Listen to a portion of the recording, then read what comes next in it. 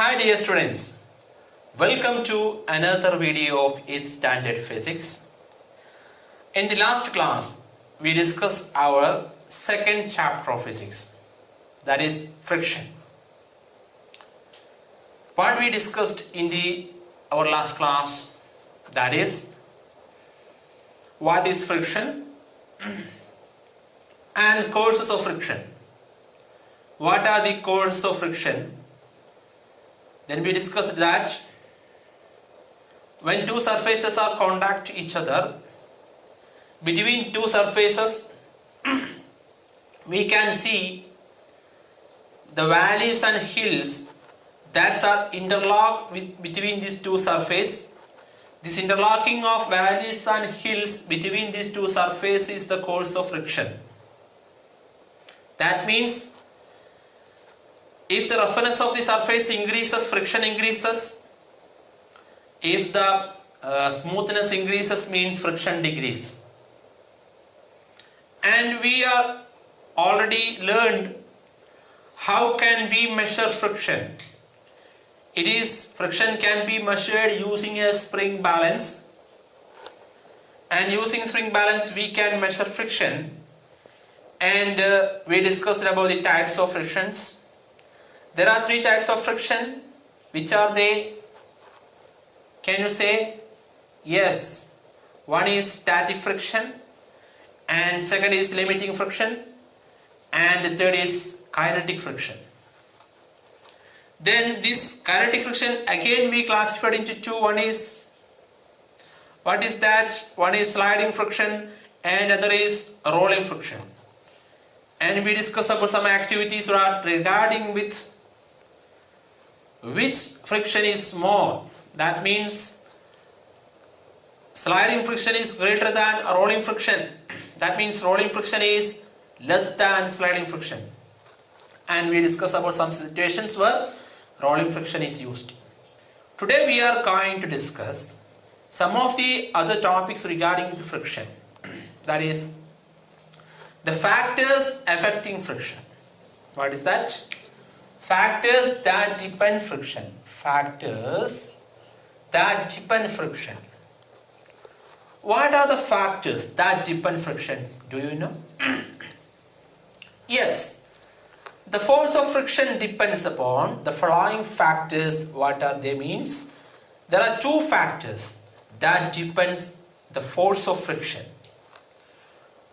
The first thing we discussed, what is that? The nature of the surface in contact with each other. The nature of the surfaces in contact with each other. That means if the roughness of surface increases, then the surface felt more friction. Rough surface have more friction. When smooth surface, the smoothness increases means friction decreases. That is, when smooth surfaces have less friction. That is the first factor. One is the nature of the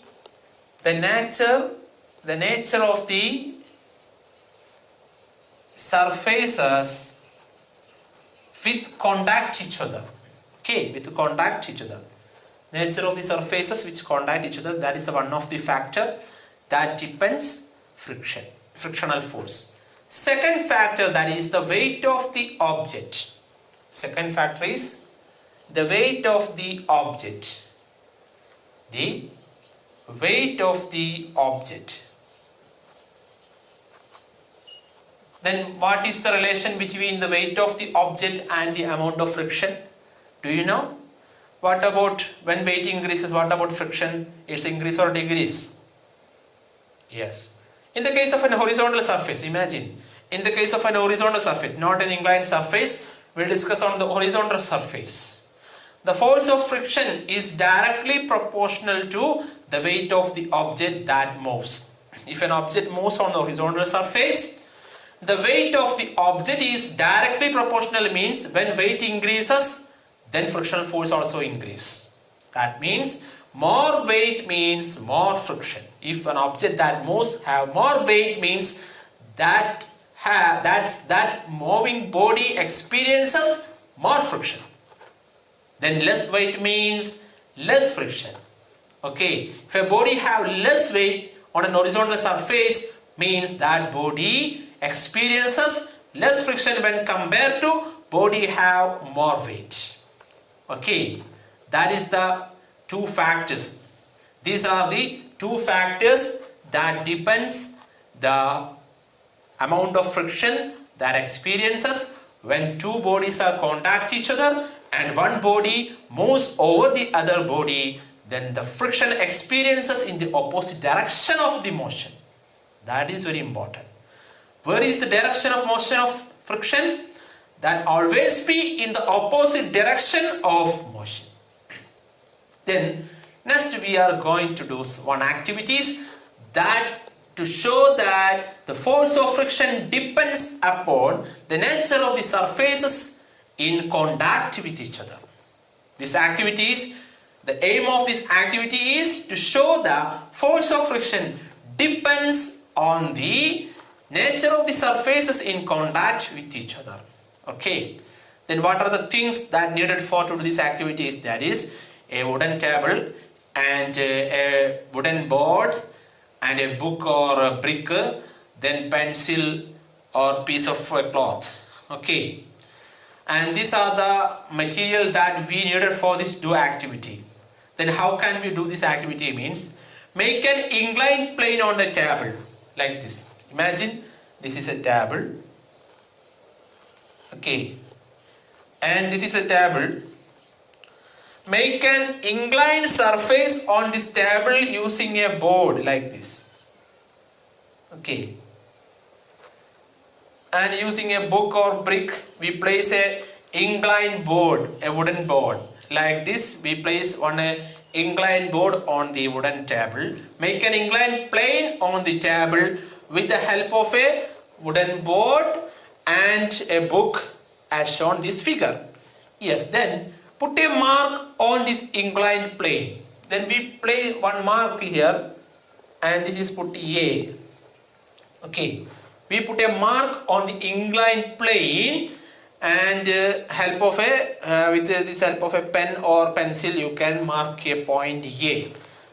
Then now let the pencil and we take a pencil and place the point mark A here and place a pencil here that placed on the inclined surface in the position of mark A, and after some time we release this pencil.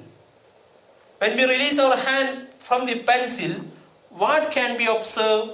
This pencil moves down. Okay, and the pencil moves down and some distance it will move through the surface of our table. After some time the pencil comes to rest. After some time the pencil comes to rest. And we want to measure the distance from the lower part of the wooden board, and we want to note the measurement of distance travelled by this pencil. Then we get for example, if you measure this distance, mean we get for example it is 40 centimeter for example. If you get 40 centimeter distance between the distance travelled by the pencil when we release from the point A, and here pencil roll over the wooden table. Okay, roll over the wooden table, and after some time we changes the surface of wooden table with a cloth. Okay, place a cloth over the wooden table. Place a cloth over the wooden table, and the same pencil that also placed on the point A. Again we release the pencil from the height of the same height of the from the wooden board. Then again we can observe the movement of the pencil over the wooden cloth. Then it can be observed that when we measure the distance, then it will be less than the distance when the pencil moves over the wooden table, and we can understood that the distance that moves by pencil over the wooden cloth, so over the cloth, is be less than in that of in first case. Then what is your observation? observation, we can notice that the pencil covers different distances on different surfaces. When we noticing in the case of a wooden table and noticing in the case of a cloth that is placed on the wooden table. In the two cases, we can observe that the pencil covers different distances. In the case of wooden table, it moves more distances, and in the case of a cloth, it moves over the cloth some distances. That is less than in the case of wooden table. Then, what is your conclusion from this activity? Yes, from this activity, we can conclude that force of friction depends on the nature of the surfaces in contact with each other. In contact with each other. That means the surfaces changes mean the contact between two surfaces changes mean the frictional force also changes. The frictional force also changes. That is the one of the factor that depends the amount of friction that experiences on a body that moves on over the surface of another body. Did you understood? Did you understand my explanation? Yes. These are the two factors. Which are the two factors that depends force of friction? That is, one is the nature of the surfaces in contact with each other, and second factor, that is weight of the object that moves on its surface. Did you understand? A cell or any cylindrical object, a piece of cloth, and of course a table or any type of plane surface or platform to place all these stuffs. So to perform an experiment, you have to place all these stuffs on a table, as you can see in the illustration on your screen. So here it is. Make an inclined plane on a smooth floor or on a table. You may use a wooden board supported by bricks or books. Put a mark with a pen at any point A on the inclined plane. Now let a pencil cell move down from this point. How far does it move on the table before coming to rest? Note down the distance. Now spread a piece of cloth over the table. Make sure that there are no wrinkles on the cloth. Try the activity again. Now you can repeat the activity by spreading a thin layer of sand over the table and maintain the same slope throughout the activity. So here are the questions arises at this point. In which case is the distance covered the minimum? Why is the distance covered by the pencil cell different every time? Try to reason why. Discuss the result. Does the distance covered depend on the nature of the surface on which the cell moves? Could the smoothness of the surface of the cell also affect the distance traveled by it? In order to find these answers, let me explain you. Friction is caused by the irregularities on the two surfaces in contact. Even those surfaces which appears very smooth have a large number of minute irregularities on them, as you can see on your screen. Irregularities on the two surfaces lock into one another. When we attempt to move any surface, we have to apply a force to overcome interlocking. On rough surfaces, there are a larger number of irregularities, so the force of friction is greater if a rough surface is involved. So this explanation will help you to find the answers of the above activity. We see that the friction is caused by the interlocking of irregularities in the two surfaces. It is obvious that the force of friction will increase if the two surfaces are pressed harder. You can experience it by dragging a mat when nobody is sitting on it and when a person is sitting on it. Have you ever tried to move a heavy box from one place to another place? If you have no such experience, then get experience right now. What is easier, to move the box from the rest or to move it when it is already in motion? The force required to overcome friction at the instant an object starts moving from rest is a measure of static friction. Or on the other hand, the force required to keep the object moving with the same speed is a measure of sliding friction. When the box starts sliding, the contact point on its surface do not get enough time to lock into the contact points on the floor. So the sliding friction is slightly smaller than the static friction. Okay, listen here. Students, we discussed about the friction that experiences between the solid surfaces only.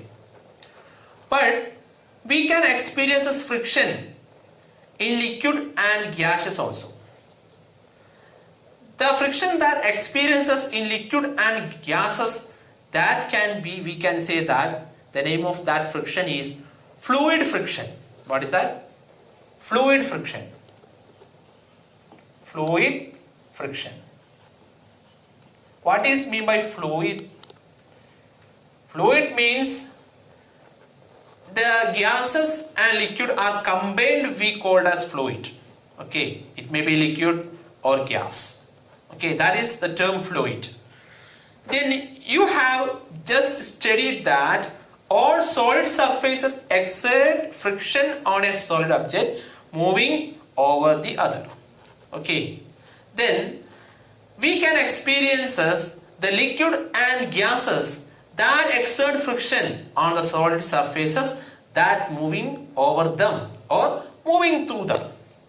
If a body, if he moves through this floor, means we can experience a friction of air, but it is not felt. But because the friction of air is very less, then we cannot feel that. That is a problem. But in the case of liquid, if we moves through the liquid, in several locations, we can experience friction of liquid. We can experience friction of liquid, and if we moves through the liquid or gas, we experiences a friction that experiences by the liquid or gas. That type of friction is called fluid friction. That type of friction is called fluid friction. Liquid and gases, however, exert less friction as compared to solid surface. If we compare friction of solid surfaces and liquid surface or liquid or gas, the friction experiences by liquid and gases, however, it is lesser than as compared to the solid surfaces. The friction that experiences in fluids is also called drag. The friction that experiences on liquid, we also called another name, that is drag. Okay, the frictional force that experiences in fluids is called drag. Okay, it is another name of friction, that is known as drag. Then the fluid friction on the object depends on the speed with respect to the fluid. Okay, liquid friction, that is experience or fluid friction that on an object, that depends on the speed of the object with respect to the fluid. The one factor that depends fluid friction is, one is speed of the object with respect to the fluid. Okay, speed of the object with respect to fluid. That means if the speed increases, means what happened to the friction? It will also increase. It also depends on other, that is the shape of the object and nature of the fluid. Other that depend the fluid friction. Another factor that depend fluid friction is, one is shape of the object that moves through the fluids, shape of the object, and other is nature of the fluid. Nature of the fluid. Nature of the fluid. These are the three factors that depends fluid friction. That is, one is speed of the object. When speed of the object increases, if a body moves through a fluid, and if the speed of the object increases, means the friction also increases. Then shape of the object. Shape of the object is another factor that depends fluid friction. That means we will discuss later how the shape of the object that depends on fluid friction. And another is nature of the fluid. Different fluids experiences different frictions. Okay, then that is the nature of the fluid. That fluid changes means friction also changes. That is nature of the frictions. Okay, yes. First we are going to discuss about friction due to liquids. Friction due to liquids. That is fluid friction. First we are going to discuss about friction due to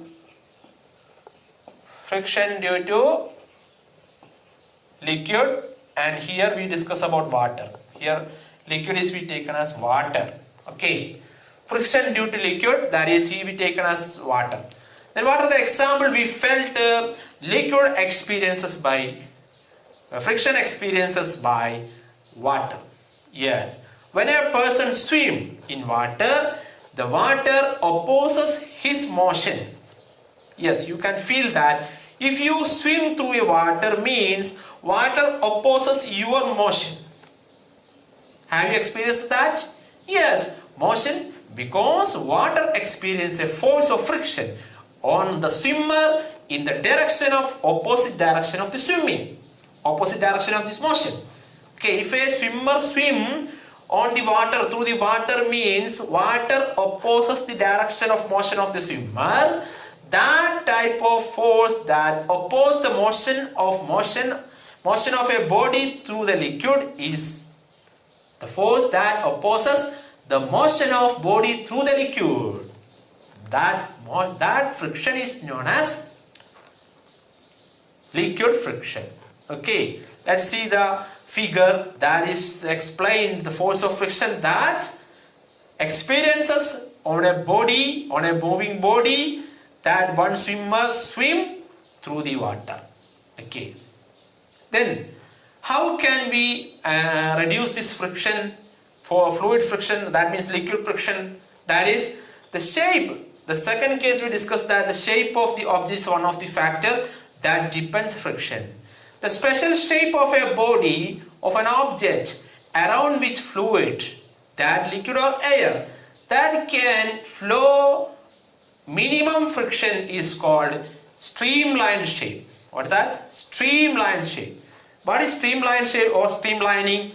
The special shape of a body or an object around which a fluid that can flow offering minimum friction is called streamlined shape. What is that? Streamlined shape. Streamlined shape. Streamlined shape. Streamlined shape. In streamline, if an object has streamlined shape means that is used to minimize the liquid friction. That is, streamlined shape is used to minimize the liquid friction. Can you explain what is the streamlining or streamlined shape? Can you explain? Yes. For example, the body of the streamlined means they can experience the amount of friction is in water. They can reduce the amount of friction is water. For example, bodies of ship or boats. Okay, bodies of ship and boats, you can observe that is made streamlined, that is sharpened. This streamlining happened. See the figure. That is so that they can experience less friction while moving through the water. Okay, you can also observe the shape of the fish that moves through the water. Shape of the body, that is also streamlined, sharpened. That's why they can reduce the friction when moving through the water. Okay, and in the case of a boat, it is the speed of boat has a streamlined body, speedboat. You can observe the speedboat, the streamlined body of speedboat in the figure.